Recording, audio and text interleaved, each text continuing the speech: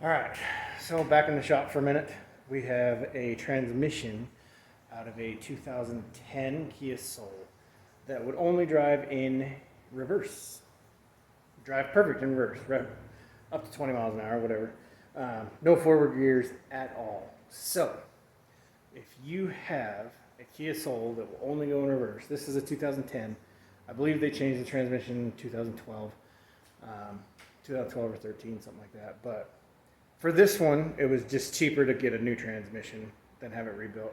It's 250 bucks from the local wrecking yard. They pulled it and delivered it. 250 bucks. So the customer was just out the install and no rebuild on this one because the minimum. Last time we had a transmission rebuilt, it was like $1,000 to rebuild it. So, but anyways, so I'll flip you around so I'll show you what we found.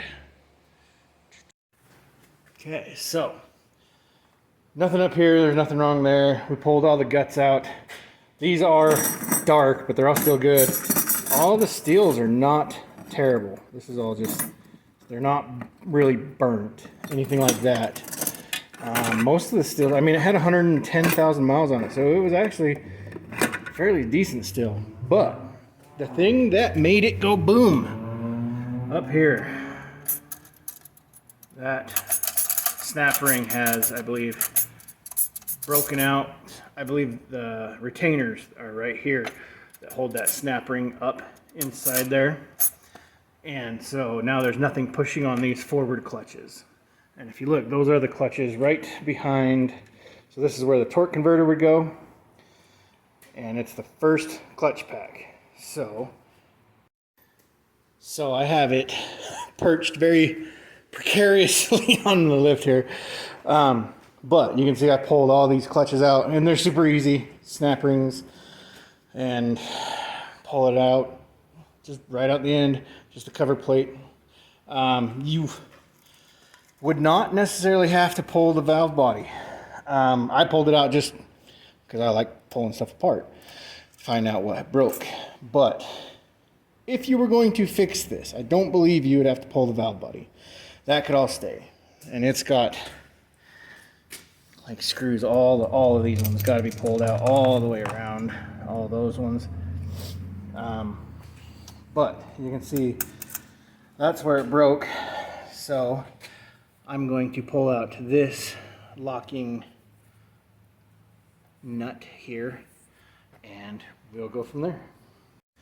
All right, so in a crazy turn of events that rarely ever happens, guess what? I was wrong.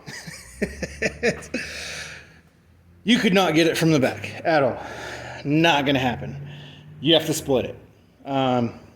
Still don't see where you'd have to take the valve body out, but you have to split it because the part that's broke is right behind the front pump, right there. And the only way to get the front pump out is to pull these bolts.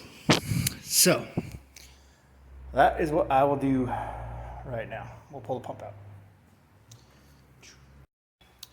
All right, so I thought about it for a second. You still have to pull the back off and go through all those clutches I pulled out because you got to pull this off.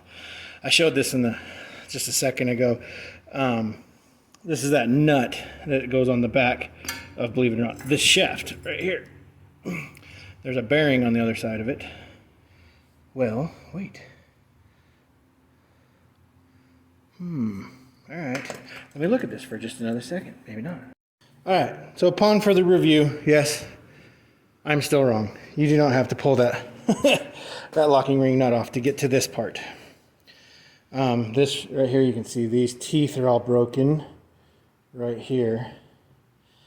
So, and that makes sense because right there, if you can focus, it's got these little teeth right there, and you can see these ones right here are missing. Come on.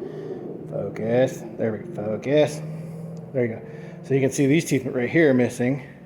And that makes sense because that is what we found in the pan. There's two pieces of it right there.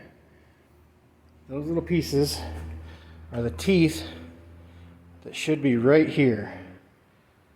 And they hold in that snap ring right there, which holds these clutches, which I'm just going to call them forward clutches because it doesn't drive forward without them. So, but the gear, that nut, everything should be able to stay in the back with the valve body. So, if you are that inclined to try and fix this yourself, and I swear this part would be way more than just that used transmission. Like I said, we got a used transmission for $250. Like, they're not cheap. And you still got to pull the transmission to do this. You're still pulling it no matter what. And then you're keeping track of how you took it apart, and you got to put it back together. But, yeah. So you can see the clutch isn't even that bad. I mean, the steels are still shiny. They're not, the frictions aren't terrible. It's still got material there. Yep, I think that drum piece, yep. This drum piece right here, it sits like that right there, and it holds the forward clutches, I guess, in it. Obviously, it's a 4-speed, so I pulled out second, third, and fourth, I guess, on the back. Maybe it uses this as first, I don't know. But it did not have no forward gears. And you can see that's what it's supposed to look like right there. And right there, those teeth are missing. So it is not going to hold a snap ring in that groove. Anyways, if your Kia Soul 2010 does not drive forward, this is probably what's wrong, and easier to just get a transmission. So there you go.